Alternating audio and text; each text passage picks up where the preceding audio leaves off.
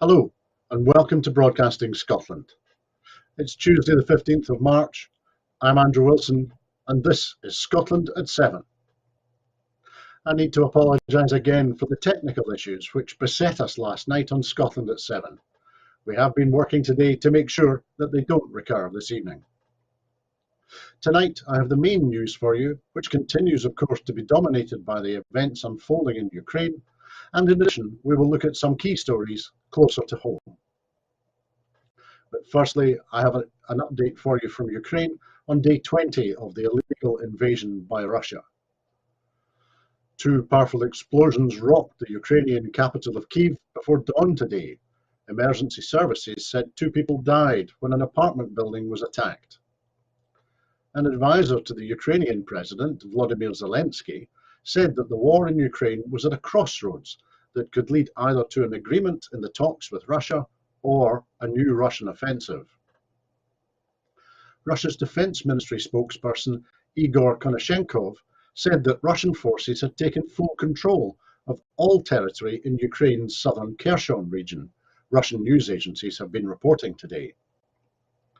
An advisor in the Ukraine government says that the war should be over by May because Russia will run out of resources to keep the invasion going.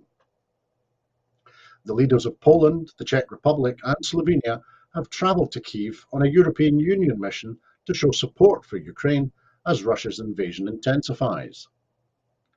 The UK Ministry of Defence says that Russia has reportedly installed its own mayor in the city of Melitopol following the alleged abduction of her predecessor on Friday. Nearly all of the Russian military offensives in Ukraine remain stalled after making little progress over the weekend, according to a Pentagon briefing. Russian troops are still about 9 miles from the centre of Kyiv, a US defence official said, according to a Reuters report.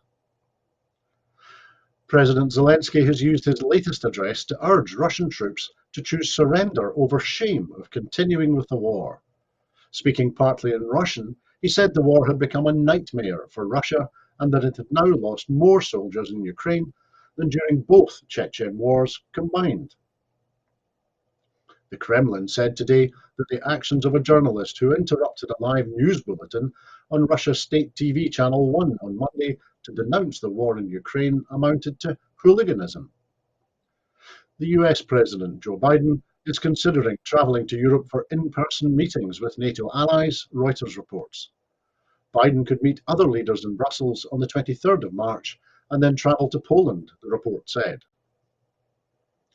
UK ministers have imposed a series of new export bans and tariffs on Russian products, the morning after the passage of the economic crime bill that is intended to make it swifter and easier to target oligarchs and Russian interests. Ukraine will make a fresh attempt to deliver supplies to civilians trapped in the encircled city of Mariupol today, the Deputy Prime Minister Irina Vereshchuk said. Turkey's foreign minister said he expected to evacuate citizens from Ukraine's southern city of Mariupol on Tuesday or Wednesday this week. He told reporters after a phone call with his Russian counterpart, Sergei Lavrov. The EU has this morning formally agreed to a fourth package of sanctions, including an asset freeze and travel ban on Roman Abramovich.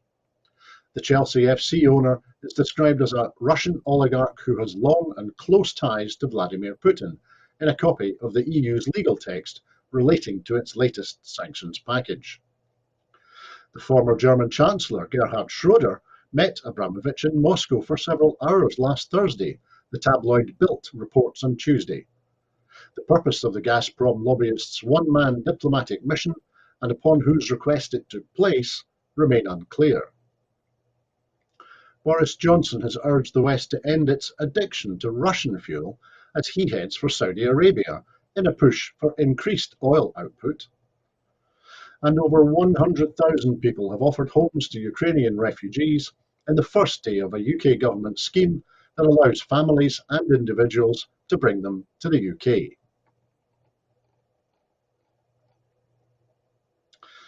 The Prime Ministers of Poland, the Czech Republic and Slovenia have each travelled to meet Volodymyr Zelensky in Kyiv, even as pre-dawn Russian shelling killed more civilians in an apartment building in Ukraine's capital. In statements from their respective capitals, the three leaders said they were offering their support to Ukraine's president as representatives of the other 24 EU heads of state and government. The move by Poland's Mateusz Morawiecki, his Czech counterpart Peter Fiala, and Slovenia's Janez Janša was said to be an attempt to bolster Ukraine in its fight for sovereignty. They also met the Ukrainian president Denis Shmyhal. Fiala tweeted, "The aim of the visit is to express the European Union's unequivocal support for Ukraine and its freedom and independence. At the same time, we will present a broad package of support for Ukraine and its citizens during the visit." The international community has also been informed of this visit by international organizations, including the United Nations. The Polish government said the visit by the three EU leaders to Ukraine and its capital was being made in agreement with the presidents of the European Commission and the European Council, Ursula von der Leyen and Charles Michel. EU leaders met in Versailles on Thursday and Friday last week to discuss further ways to pile pressure on Vladimir Putin. The leaders would visit Kiev, the statement said, as representatives of the European Council. The UK is to impose sanctions on 370 more Russian individuals, including more than 50 oligarchs and their families with a combined net worth of £100 billion in the latest draft of measures against Vladimir Putin's regime. More than 1,000 individuals and entities have now been targeted with sanctions since the invasion of Ukraine, with fresh measures announced against key Kremlin spokespeople and political allies of Putin, including the Defense Minister Sergei Shoigu, considered a member of his elite inner circle of advisors known as his Siloviki. Other key political figures targeted with sanctions include the Prime Minister Mikhail Mishustin and former President Dmitry Medvedev, as well as Putin's press secretary Dmitry Peskov and the former Foreign Affairs spokesperson Maria Zakharova. Oligarchs now subject to UK sanctions include Mikhail Friedman, who co-founded the Russian conglomerate Alpha Group, with German Khan, who is also now subject to UK sanctions. Sanctions have also been imposed on Alexei Mordashov. The billionaire metals magnate resigned earlier this month from the supervisory board of the world's largest tourism operator, TUI, after he was hit with EU sanctions. Another is the close Putin ally Peter Avan, who was previously head of Russia's largest commercial bank. Both Friedman and Avan were forced to resign earlier this month from their Letter One investment vehicle, which owns Holland and Barrett, the UK health food retailer. Sanctions on the individuals will also apply to family members, the Foreign Office said, though there has been no further clarification of how that will be defined. The slew of new sanctions on individual oligarchs and elites, as well as businesses, politicians and organisations, came after the passage of the Economic Crime Bill on Monday night, which is intended to make it swifter and easier to target oligarchs and Russian interests.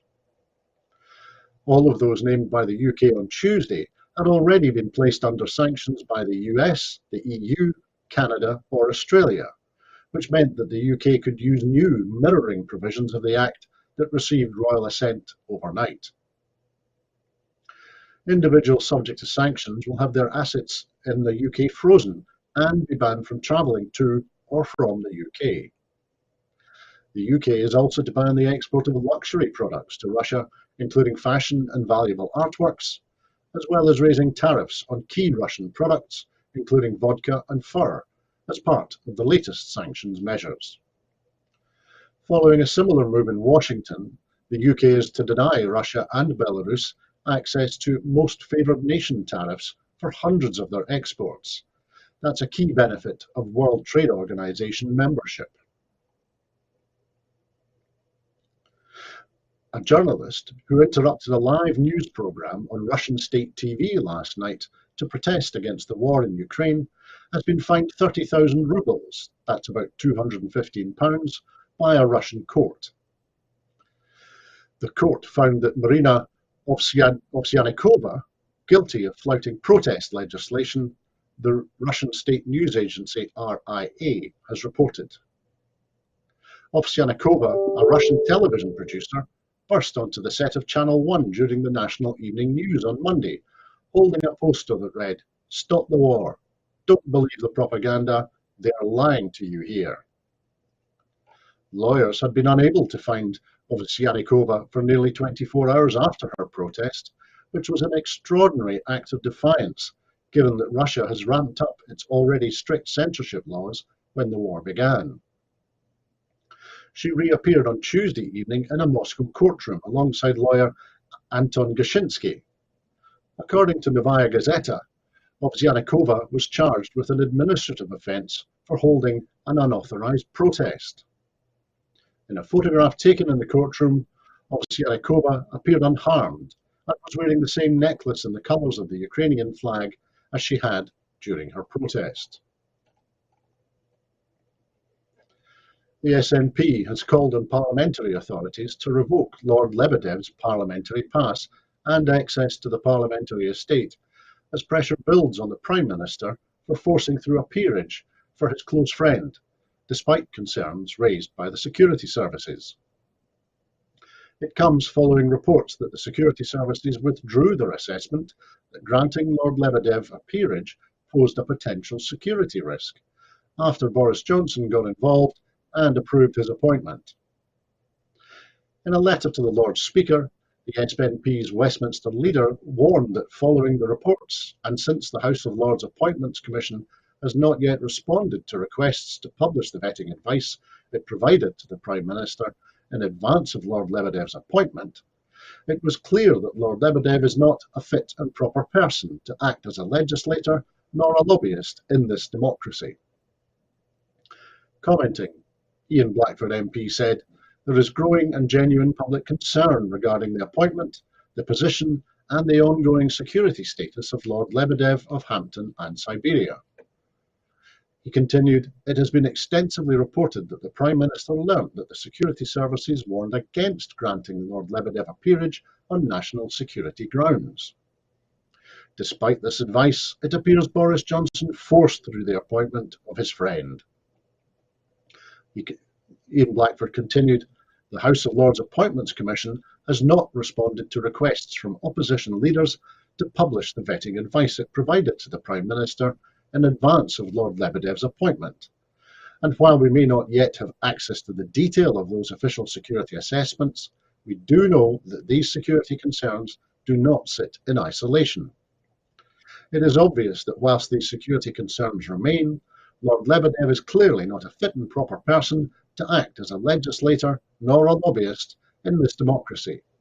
He should not, therefore, be in a position to maintain privileged access to the parliamentary estate."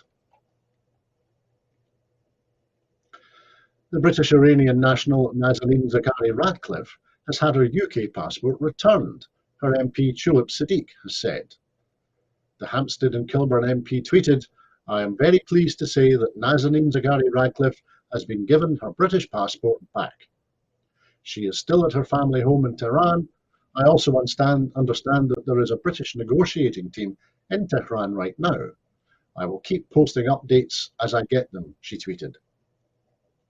There were reports that the UK government has paid a decades-old £400 million debt to Iran in a move that could facilitate Zaghari Ratcliffe's release from Tehran and that of another British Iranian, Anousheh Ashuri.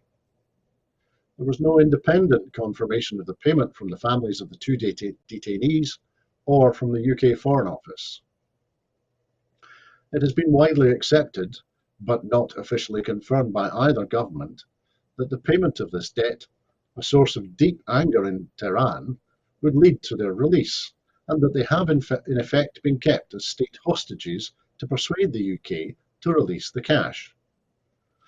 Commenting on reports that the debt had been paid to Iran, a UK Foreign Office spokesman said, "We continue to explore options to resolve this case, but will not comment further as discussions are ongoing." The legal requirements to wear face coverings on public transport and most indoor public settings will continue until at least early April, given the current spike in COVID case numbers, First Minister Nicola Sturgeon announced today. Remaining legal requirements for businesses and service providers to collect customer details for contact tracing and to have regard to and take reasonable measures set out in the COVID guidance will end as planned on Monday the 21st of March. The First Minister also confirmed that people without COVID-19 symptoms will no longer be asked to take regular lateral flow tests from the 18th of April. The change forms part of the Test and Protect transition plan, which sets out how testing will become more targeted, with the aim of reducing serious harm from COVID-19. The changes to Test and Protect will mean that from the 18th of April, most people without symptoms will no longer be asked to take COVID-19 tests. Free lateral flow devices for the purposes of twice-weekly routine testing will no longer be available for the general population, given the changing advice, but will continue to be free for any purpose for which testing continues to be advised, for clinical care, for health and social care workers, and for people visiting vulnerable individuals in care homes or hospitals. Until the end of April, people with symptoms should still isolate and get a PCR test. Vaccinated close contacts of someone with COVID-19 should continue to test daily for 7 days with lateral flow tests. People who have symptoms of COVID-19 will still be able to book PCR tests in the usual way until the 30th of April. From that date, test sites will close and people with symptoms will no longer be advised that they need to seek a test.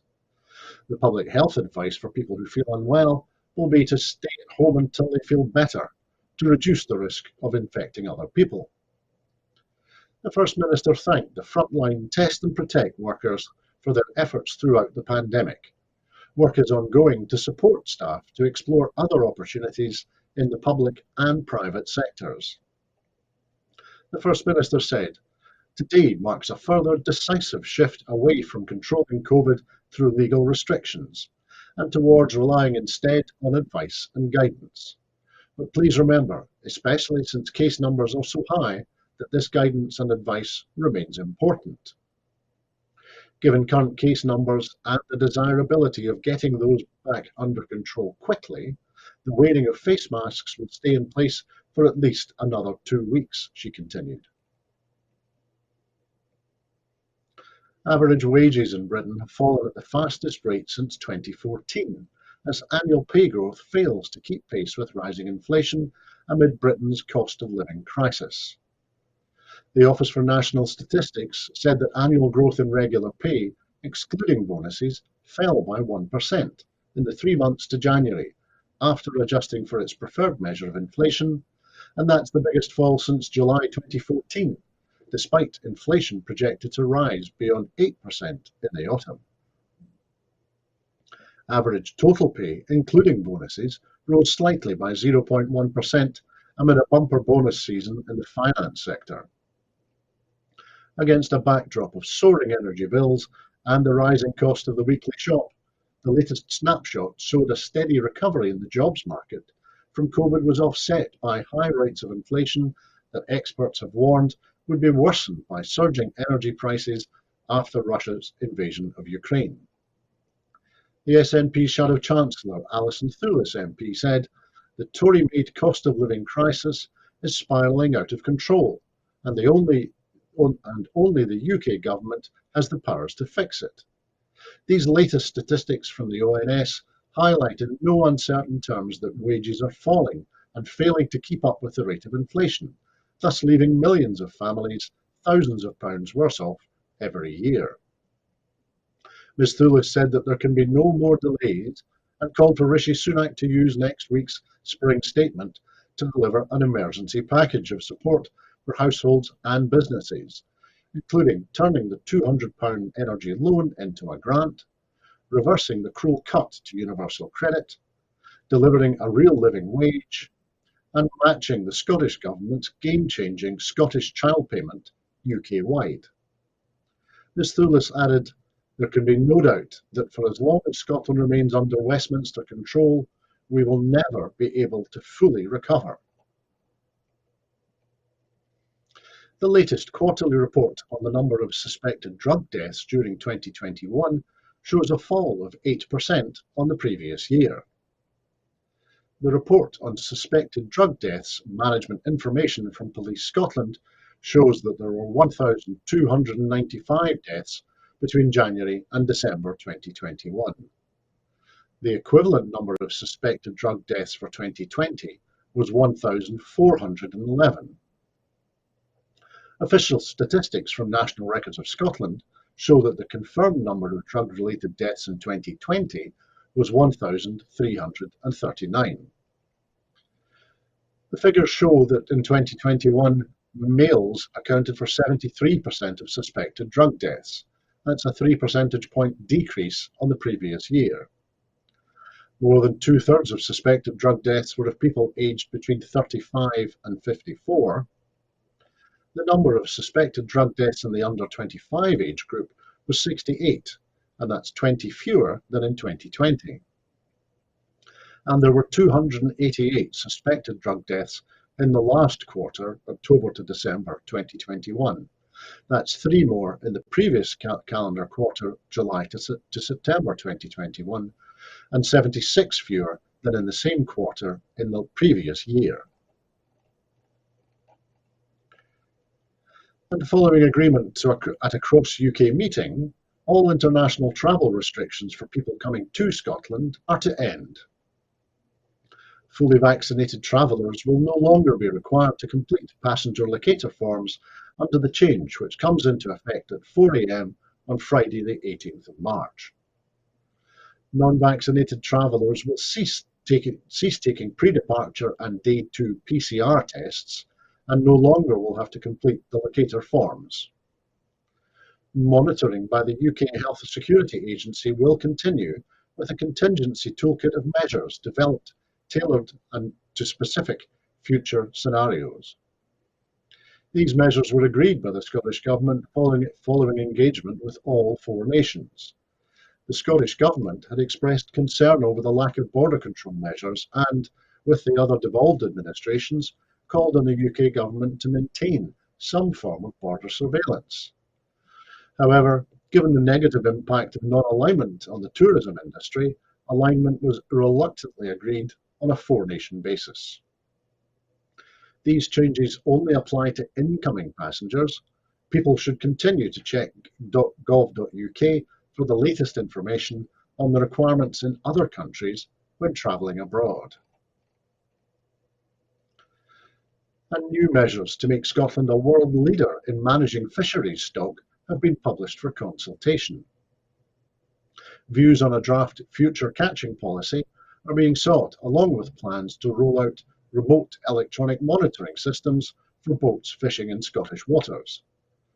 The proposals include additional technical and spatial management resources and measures to reduce catches of unwanted fish and support the fishing industry to avoid bycatch of sensitive marine species such as seabirds, seals and dolphins.